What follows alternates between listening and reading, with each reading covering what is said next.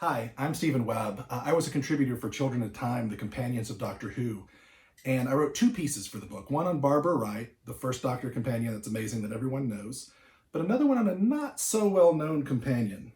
In fact, he's a shape-shifting penguin named Frobisher. So if you don't mind, I'd like to take a minute and read my piece about Frobisher. All right, here we go.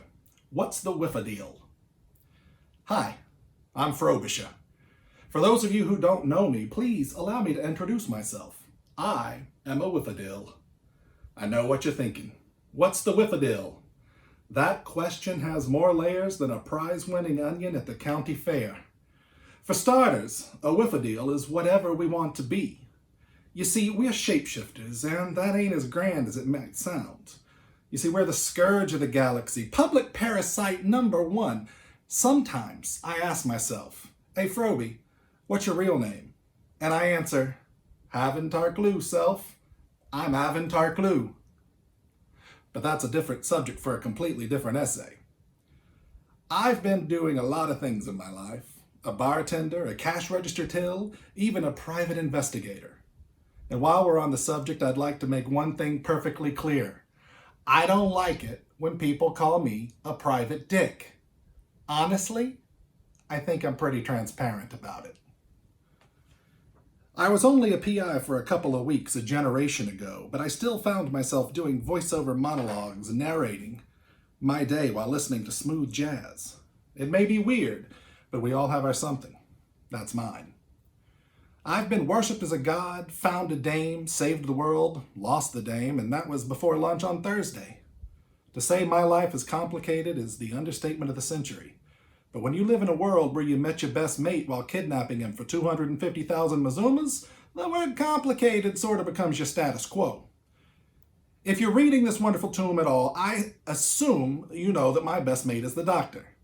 Now, the Doc that I know was the one with the curly coiffed, smart aleck, garish coat guy, you know? I traveled with him a little bit with the little version with the question marks all over, but once Perry was gone and the Doctor no longer looked like an angry rainbow, it was pretty clear to me that it was time to take a Mickey Finn. My time traveling with the Doctor was great. It showed me there was so much more out there than running a scam and making a score. I learned just how special each and every life form is, even if a lot of them are boobs and wise guys. Funny thing is, there was still a score. It was that feeling I got from making a difference in someone's life. Yeah, I know. Cue the good people at Hallmark. But it's true.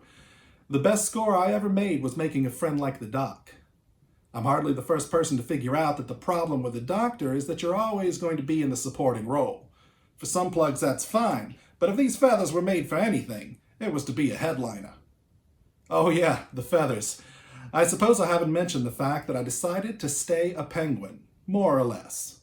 It may not seem like the most practical of forms when you can be anything, but I didn't choose it for practicality. That dame I mentioned earlier, her name is Francine.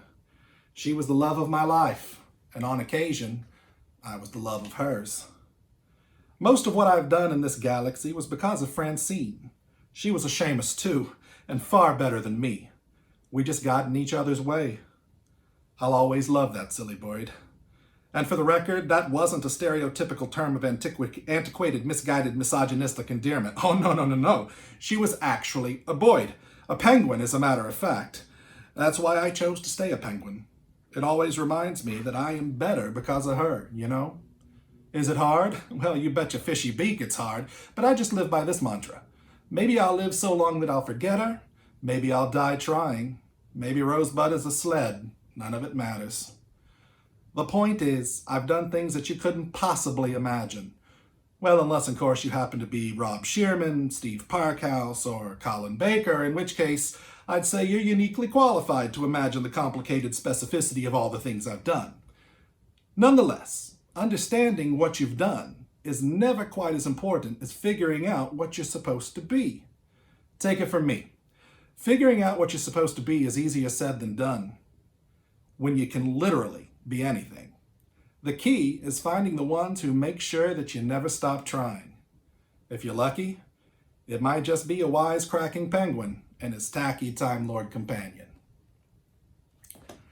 Thank you for listening. Everybody stay safe out there. I know it's crazy times. Stay indoors. Let's not